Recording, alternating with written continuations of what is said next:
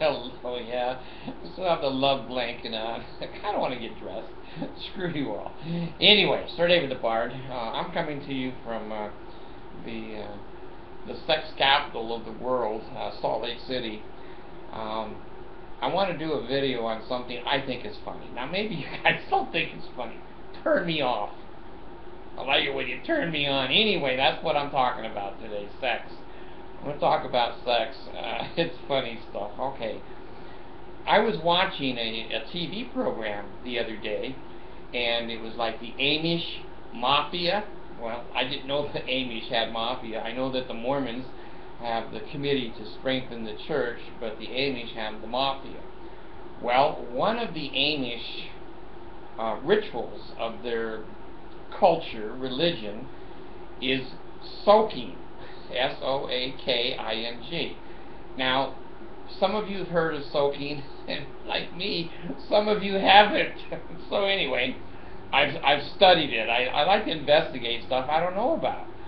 So anyway, in the Amish society, when a young couple is getting ready to get married, you know, they're hot and heavy for sex, but like the Mormons, they're not allowed to have sex. Religions always prohibit sex. That's why I'm an atheist. Anyway, they command, I guess, or they instruct, whatever you want to call it, force. The men weren't being dragged. I can tell you that from the pictures I saw. The men did not have to be forced. The women, I don't know. They take them to a tank of water, and they put them in there naked. And this ordinance, now, if they'd had this in the Mormon temple, I might still be a member. I don't know, but they might be able, even though it's bullshit, I might go back and try soaking. So the man has to put his penis, he's commanded, I guess by God, to put his penis in the girl's vagina that he's going to marry. Now, they didn't need a flaming sword, and they didn't need a cattle prod. The guy goes, okay, if that's what the Lord wants. Another Joseph Smith. So anyway, he puts the penis in the vagina. Now, he's not allowed to move. No moving. If it's moving, it's intercourse.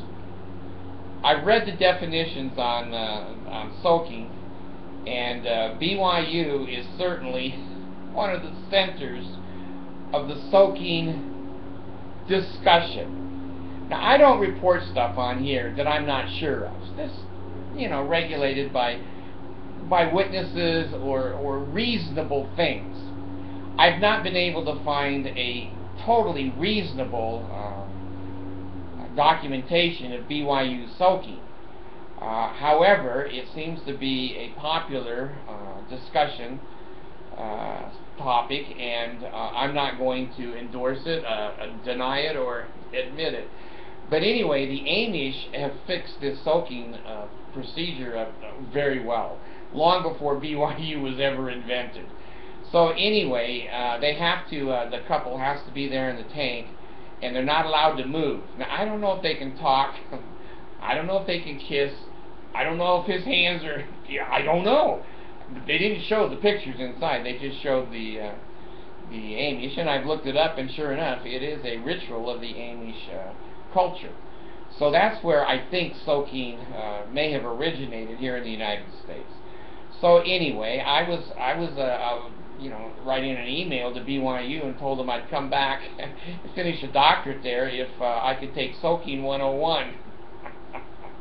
And, you know, I told them, just line the 14-year-olds up and I'll prove that, you know, there will not be any sex at BYU. Just soaking sex. That isn't sex. It's just learning to be restrained. Now, if the guy comes in her, now that's sex. They're in big trouble now. They're in big trouble.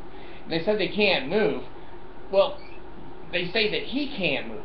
You know, I've been married 6 times, and sometimes the man doesn't have to move.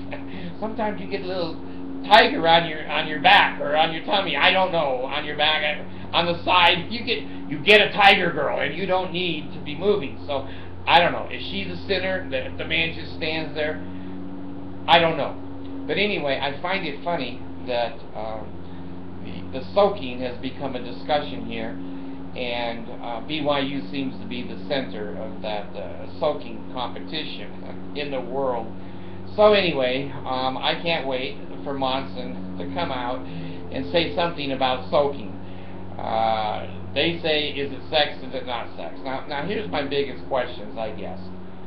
What is having sex? Now let me give you an example. Let's say that a man and a woman were, in a wagon train, and they're both separate, and they're taking a bath in these old tubs that they used to have there. And suddenly a herd of buffalo comes running, and it knocks the two bathtubs over. And these two naked people now are rolling down a hill like in a Western movie. Well, what happens if they accidentally hook up and his penis drops inside of her? Now they're rolling like a big ball, and that's moving. Is that rape? Is that sodomy? Is that fun? No, not fun. Does it classify as sexual intercourse? Would the Mormon Church excommunicate both of those people for having sex? But it was accidental. It was accidental. Now, I don't know if any of you have ever been involved in accidental sex. I can imagine if I was trapped in an elevator with Marie Osmond for 7 days, there might be some accidental sex in there. I'd come out a torn up old man from her beating me up, but I'd give it a shot. Anyway, accidental sex is my question. Have any of you ever been involved in accidental sex? Now, I've got 14 kids. 3 of them are adopted, and the other 11, I guess, they were accidental sex. So I don't know. Will the Mormon Church excommunicate you for accidental sex? So if you fall into a vagina, is that an accident? If someone trips you, maybe. If you just jump, maybe not. I'd just like to know the Mormon rules on accidental sex and soaking. And when I get that, I'm going to pass it on to you. So maybe some of you have been involved in soaking. You're probably not Amish. You're probably graduates of BYU. But I have to honestly say, when I was at BYU, there were no soaking classes. Now, there was a big pool, a couple of big pools, and I thought about soaking, but I didn't know it was a real thing. So now I know it's a real thing. So I still have health and enable, mirror in the bones, strength and loins, sanity, power and peace, will be upon me and upon my prosperity.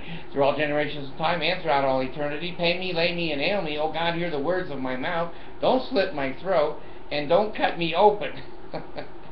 And you want to visit the Bard store? Visit the Bard store. Mark's in there trying to do a good job, and some of that money is donated to hungry Filipino children. So, appreciate you. This Bard's gone.